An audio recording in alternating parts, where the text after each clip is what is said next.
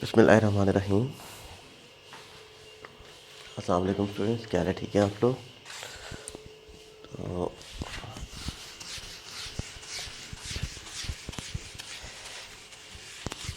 Vector analysis के second YouTube lecture के साथ हम हाज़िर हुए। थर्ड यूट्यूब लेक्चर के साथ हम हाज़िर हुए। हमने सबसे पहले काम किया था जी ग्रेडियंट, डाइवर्जेंस और कर्ल पर। तो नेक्स्ट चैप्टर स्टार्ट करते हैं बेटा, one of the most important chapter. इस चैप्टर में हम काम करेंगे line integral,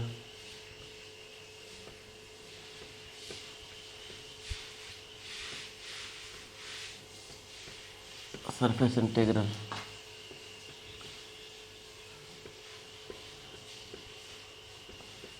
volume integral. Just मैं आप लोगों को साथ में समझाऊंगा,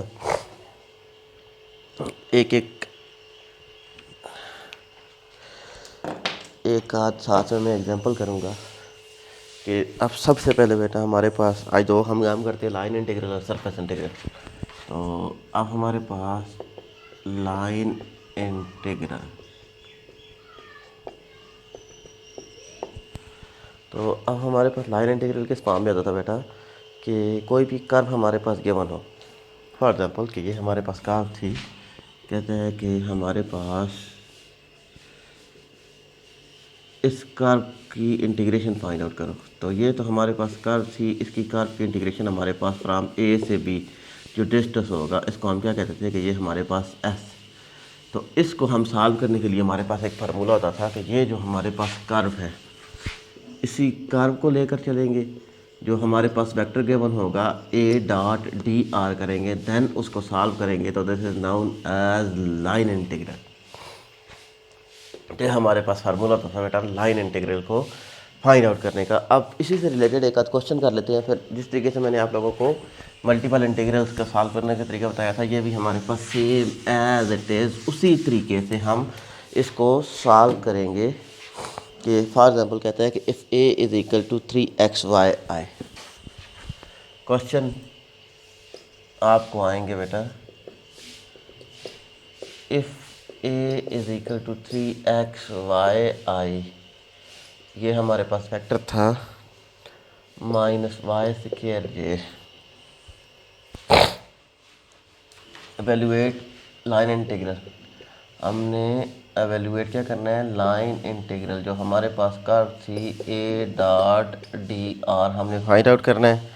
where C is a curve in x y plane, ये गिवन है। Where C is the curve on x y plane, और कर्व हमारे पास कौन सी है, y is equal to 2x², और हमारे पास किधर तक जा रही है, फ्रॉम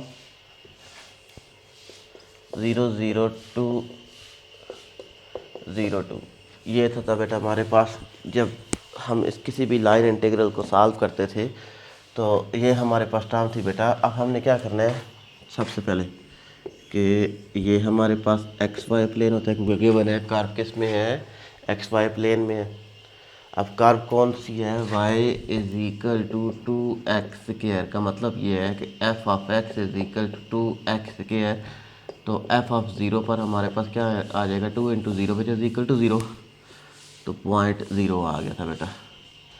f ऑफ 1 पर हमारे पास क्या आ जाएगा, 2 इंटू 1 का square which is equal to 2। तो ये हमारे पास क्या आ गया, 2 आ गया। f ऑफ ये हमारे पास 1 2 3, तो 0 पर हमारे पास वैल्यू 0 ही दे रहा था। 1 पर वैल्यू हमारे पास क्या दे रहा था, 2 वैल्यू दे रहा था। उसके बाद बेटा हमारे पास f ऑफ 2 पर वैल्यूज़ क्या दे रहा है, 2 into 2 which is equal to 2 into 2² which is equal to 8। तो हमारे पास उसने क्या कहा है बेटा कि इसी कर्व की वैल्यूज़ हमने फाइंड आउट करनी है कि ये जो हमारे पास कर्व थी, आगे इधर आ गया है बेटा, किस पर वैल्यू दे रहा है, 2 जब होगा तो हमारे पास फंक्शन क्या देगा हमें, y एक्सिस हमें 8 की वैल्यू देगा। तो ये कर्व हमारे पास आ रही थी बेटा 8 पर वैल्यूज हमारे पास। तो बेसिकली उसने क्या कहा है कि इस कर्व की वैल्यूज आप इधर तक की वैल्यूज फाइंड आउट करें कि किधर से लेकर किधर तक, कहता है कि 0 से लेकर 2 तक।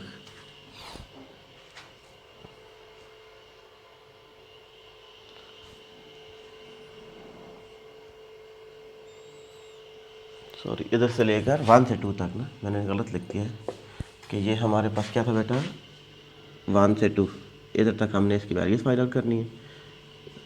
ये हमारे पास कौन से नंबर थे 1 से 2, और ये हमारे पास नंबर थे 0 और 0। बेसिकली हमने ये इंटीग्रेशन फाइंड आउट करनी है। इस इधर से लेकर इधर तक इस लाइन को हमने क्या करना है बेटा इंटीग्रेट करना है। तो अब हमारे पास क्या था बेटा कि how I can solve, solution इसका स्टार्ट करते हैं। तो अब हमारे पास सबसे पहले क्या होता है r is equal to x I plus y z, ये हमारे पास पोजीशन वेक्टर होता है, मैंने आप लोगों को पहले भी कहा था। तो क्योंकि z के तो हमारे पास क्या था कि ये सिर्फ एक्स वाई प्लेन में था, इसलिए i और j आएगा हमारे पास। तो हमारे पास डेरिवेटिव ले लें D R which is equal to D X I plus D Y J, ये हमारे पास आ गया था बेटा। तो curve A dot D R which is equal to हमारे पास क्या आ गया था बेटा, कर्व थी ए हमारे पास क्या था, A is equal to 3 Y I minus Y square J, ये हमारे पास आ गया था। उसके बाद डी आर डी एक्स आई प्लस डी वाई जे, ये हमारे पास आ गया था। इस कर्व की वैल्यू मैं अभी आप लोगों को बताता हूँ कि किधर तक मूव कर रही थी बेटा। अब हम क्या कहते थे बेटा कि इसको आई डॉट डॉट प्रोडक्ट कर ले बेटा। ये हमारे पास कर्व थी 3 Y i dot i into d x, ठीक हो गया बेटा। अब हमारे पास क्या था कि माइनस वाई स्क्वायर, कर्व को अलग अलग कर ले, y square into d Y j dot j हमारे पास 1 होता है, उसको लिखने की ज़रूरत नहीं, या अभी ना अलग अलग करें। तो इसको तो हम सॉल्व करने से रहे बेटा, क्योंकि या तो हम इसको y में कन्वर्ट कर सकते थे या तो हम x में कन्वर्ट कर सकते थे, क्योंकि हमारे पास गिवन था कि y is equal to 2x square. तो हमारे पास डी वाई क्या आ जाएगा बेटा, d y which is equal to 4x। तो अब हम वैल्यूज पुट आउट करें, हमारे पास क्या था बेटा, इधर हम अगर वैल्यूज पुट आउट करें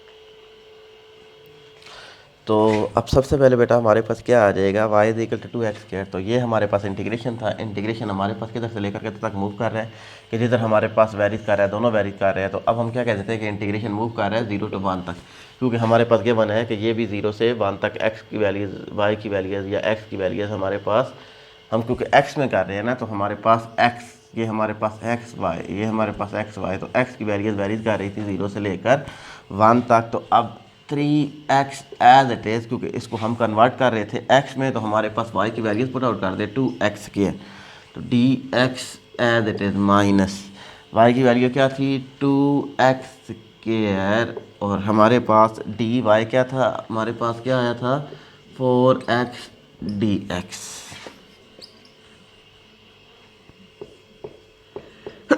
अल्हम्दुलिल्लाह।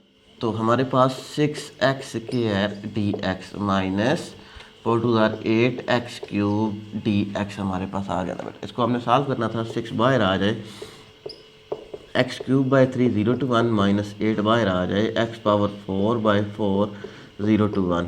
जस्ट हमने क्या किया, सिंपल इंटीग्रेट कर दिया, अपर लिमिट और लोअर लिमिट पुट आउट कर दे बेटा। 6/3 1 का क्यूब माइनस 0 का क्यूब माइनस 8/4 1⁴ माइनस 0⁴। तो अब हमारे पास 6/3 माइनस 8/4, तो हमारे पास क्या आ जाएगा 1 माइनस 0, तो 1 1 मल्टीप्लाई होगा तो 1 ही आ जाएगा। तो हमारे पास क्या आ जाएगा बेटा 2 - 4 विच इज़ इक्वल टू -2।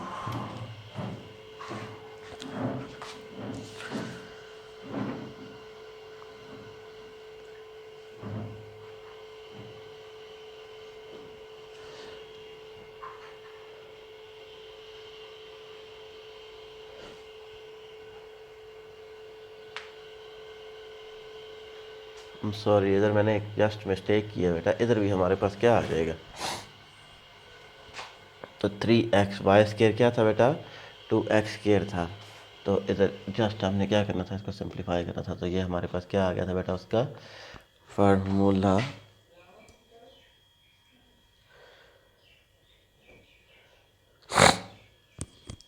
ये तो था बेटा हमारे पास लाइन इंटीग्रल। जस्ट मैंने आपको प्रोसीजर बताना था किस तरीके से हमने लाइन इंटीग्रल की वैल्यूज फाइंड आउट करनी है। तो आई थिंक आपको फार्मूला भी समझ आ गया होगा, और हमने इसको इसी तरीके से लाइन इंटीग्रल को सॉल्व करना था। अब नेक्स्ट है बेटा हमारे पास how I can solve a surface integral, one of the most important.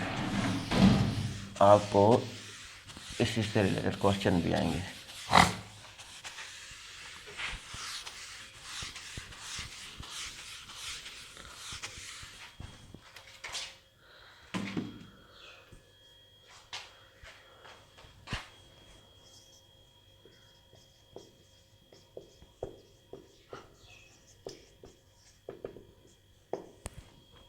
Surface integral का पहले सबसे पहले बेटा हमारे पास फार्मूला क्या होता है कि कोई कर्व गिवन हो, A dot N D S, ये हमारे पास फार्मूला था फॉर यूजिंग सरफेस इंटीग्रल।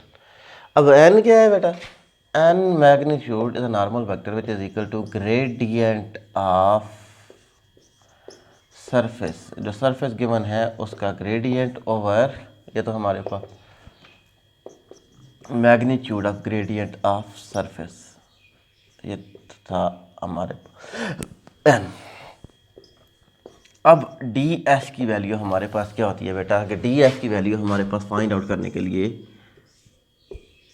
ये एक्स एक्सिस, ये वाई एक्सिस, ये जी एक्सिस, एक्स एक्सिस के साथ आई यूनिट वेक्टर होता है, जे यूनिट वेक्टर होता है, के यूनिट वेक्टर होता है। तो अगर हमारे पास ये हमारे पास फर्स्ट क्वाड्रेंट था,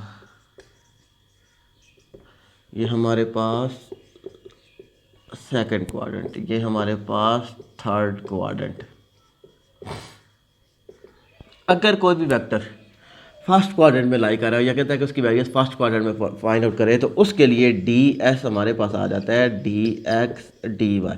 आई को और जे को छोड़ देंगे, जो सामने वाला टर्म होगा एन डॉट के, ये हमारे पास आ जाएगा डी एस की वैल्यूज, क्योंकि इसमें एन नाउन तीन ही थे, ए वेक्टर गिवन होगा। अब अगर सेकंड क्वाड्रेंट में लाई कर रहा हो तो हमारे पास डी वाई डी जी, के को और जे को छोड़ देंगे और एन डॉट आई हमारे पास आ जाएगा। अगर यही हमारे पास किधर लाई कर रहा हो, थर्ड क्वाड्रेंट में लाई कर रहा हो, तो d s which is equal to d g d x over k को और आई को छोड़ देंगे, एन डॉट जे हमारे पास आ जाएगा। ये हमारे पास डी एस को फाइंड आउट करने का फार्मूला था। अब एक आध क्वेश्चन कर लेते हैं बेटा।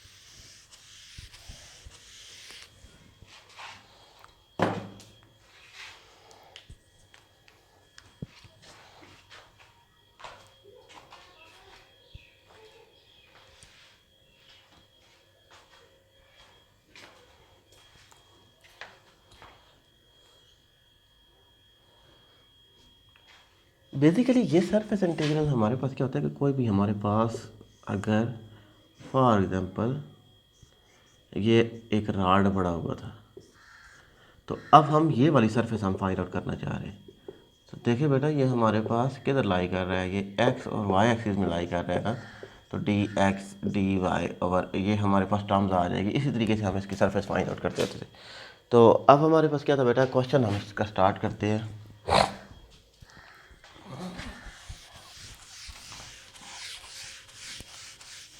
क्वेश्चन समझाऊंगा, क्वेश्चन इंपॉर्टेंट है बेटा। कहते हैं कि हमारे पास evaluate A dot N D S, हमने क्या करना है, एवेल्यूएट करना है surface integral A dot N D S.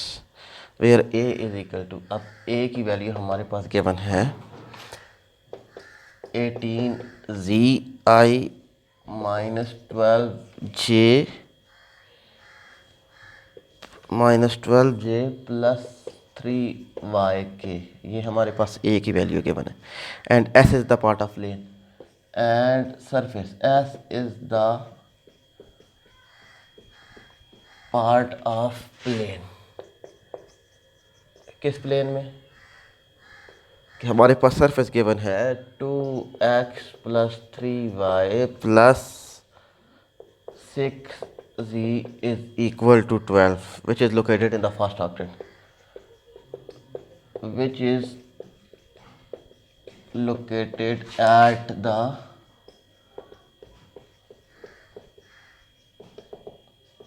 First octet. तो बेटा अब इसको आपने गौर से देखना है, जस्ट मैं आप लोगों को बताऊंगा, बाकी चीज़ें आप लोगों ने खुद सॉल्व करनी है। तो अब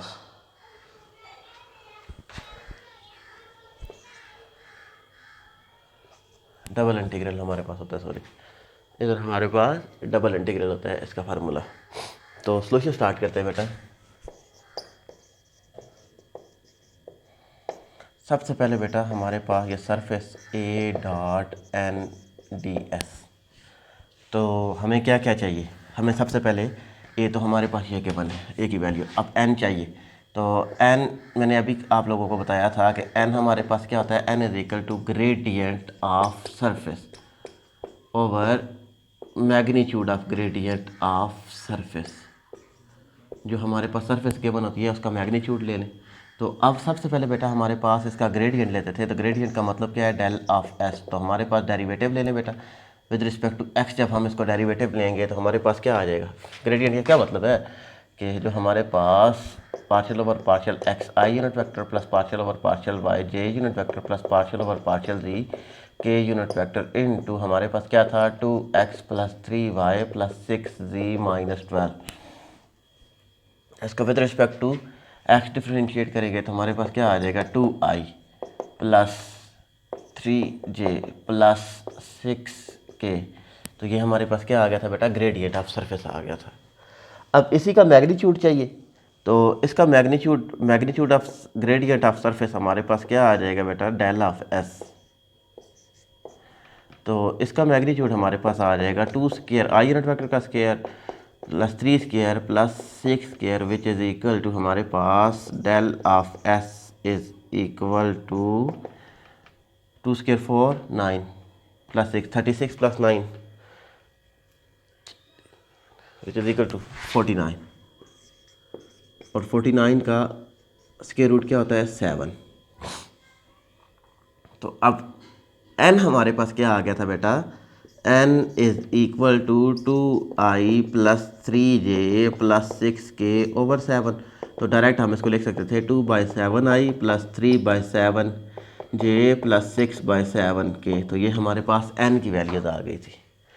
अब एक और बात उसने बता दी थी बेटा कि ये हमारे पास क्या है,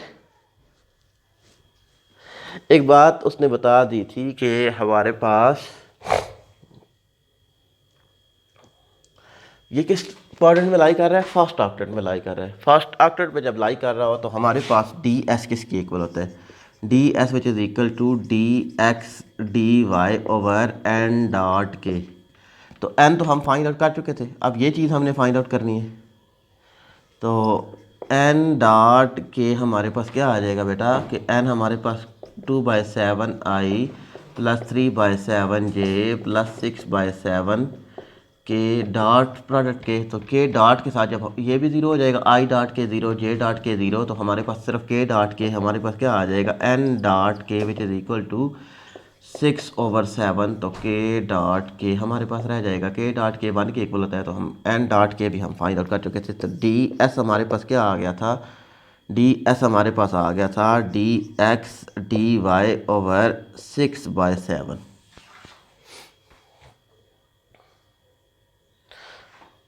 तो ये तो सारा कुछ हम फाइंड आउट कर चुके थे बेटा। अब हमारे पास ये था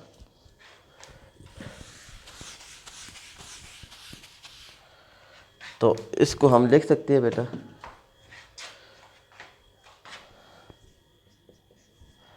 नेक्स्ट इस फार्मूले में वैल्यूज पुट आउट करते हैं बेटा। ये सरफेस ए हमारे पास क्या गिवन था, 18 ZI minus 12J plus 3Y के, ये हमारे पास आ गया था इनटू n डॉट। तो n हमारे पास क्या आया था बेटा, 2/7I प्लस 3/7J प्लस 6/7 के, ये हमारे पास आ गया था। Next into DS। तो DS की क्या वैल्यू थी बेटा, dx dy ओवर 6/7। तो अब हमारे पास ज़्यादा काम नहीं करना था बेटा, हमने 18 ZI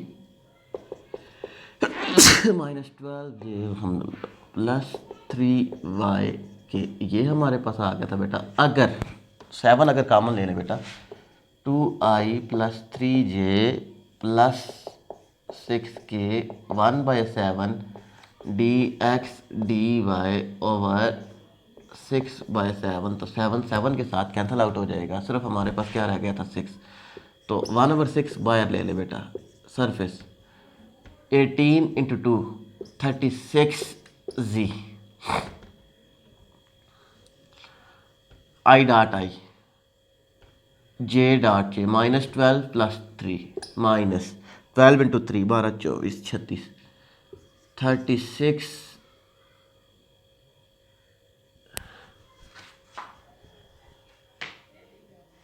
ठीक हो गया बेटा। 36J डॉट J हमारे पास 1 होता है, 3Y plus into 6K dot K, तो 18 इंटू Y, ये हमारे पास क्या आ गया था बेटा, dx dy। तो अब बेटा हमारे पास ये टर्म्स रह गई थी, अब हमने इस इंटीग्रल को सॉल्व करना है। इंटीग्रल को सॉल्व करने का मतलब ये था कि हमारे पास क्या था बेटा, कि जो हमारे पास सरफेस गिवन थी, इसकी अपर लिमिट और लोअर लिमिट हमने वैल्यूज़ पुट आउट करनी है।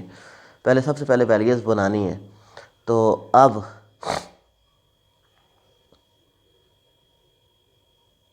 अब हमारे पास सरफेस क्या गिवन थी बेटा, 2x plus 3y plus 6z is equal to 12। अब हमारे पास y एक्सिस में तो z 0 होता है, तो अब हमारे पास क्या आ जाएगा, हमें सिर्फ z की वैल्यू तो नहीं चाहिए, हमें इधर से हमारे पास dy और dx हम वैल्यू चाहिए हमें। तो अब हमारे पास क्या था बेटा, कि इसको हम इस तरीके से लिखते थे dy dx।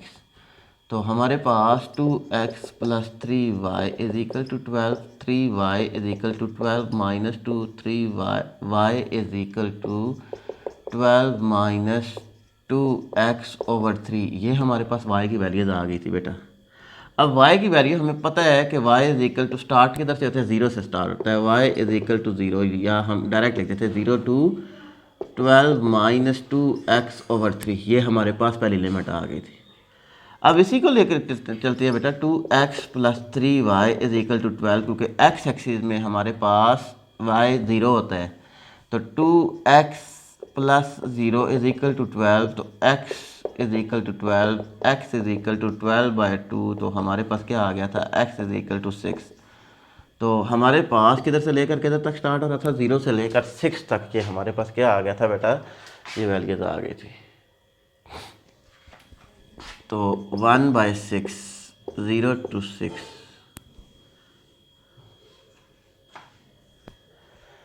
तो z तो हमारे पास 0 होता है बेटा, तो ये तो हमारे पास क्या आ जाएगा, 0 आ जाएगा। तो हमारे पास सिर्फ क्या बचा था बेटा, 0 से 12 माइनस 2x/3, तो हमारे पास 18y minus 36 into dy into dx, ये टर्म रिमेनिंग रह गई थी बेटा, क्योंकि z एक्सिस हमारे पास क्या होता है, 0 होता है। तो अब हमारे पास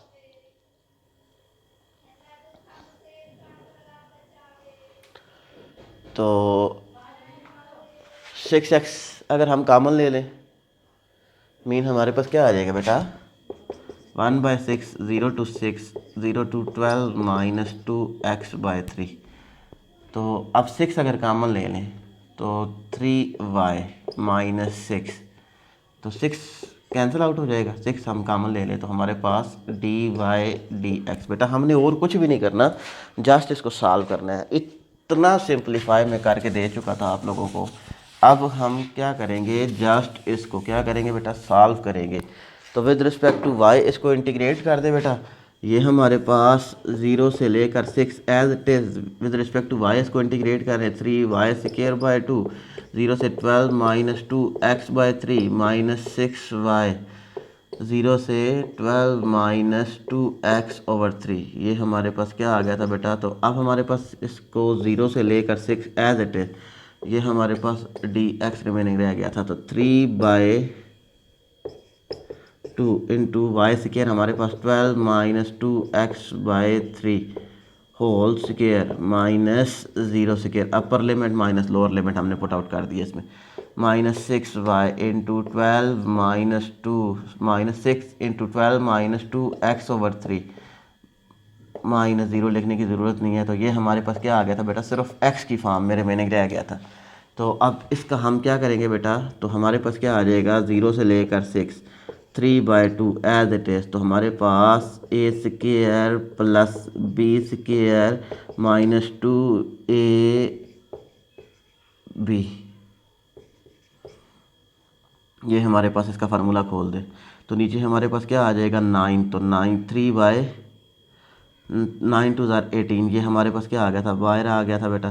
तो -6 3 2 6, तो -2 -2 रह गया था।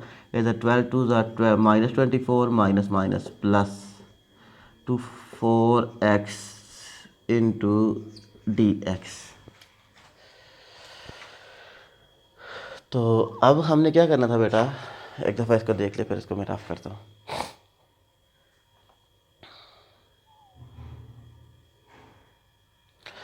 अब हमने और कुछ भी नहीं करना बेटा, जस्ट x को सिंप्लीफाई करना है।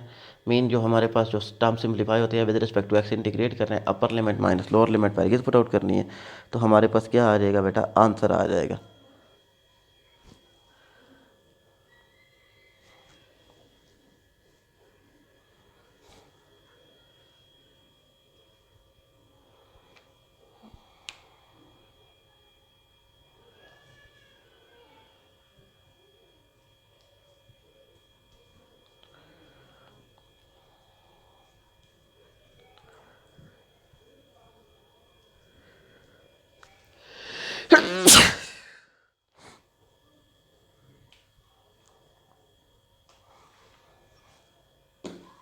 तो I think this is enough for today lecture.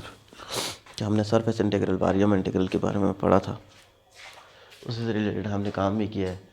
तो काफ़ी ज़्यादा क्वेश्चंस हैं, आप लोग उसको सॉल्व कर सकते हैं बुक मैंने जो आपको फॉलो करवाई है।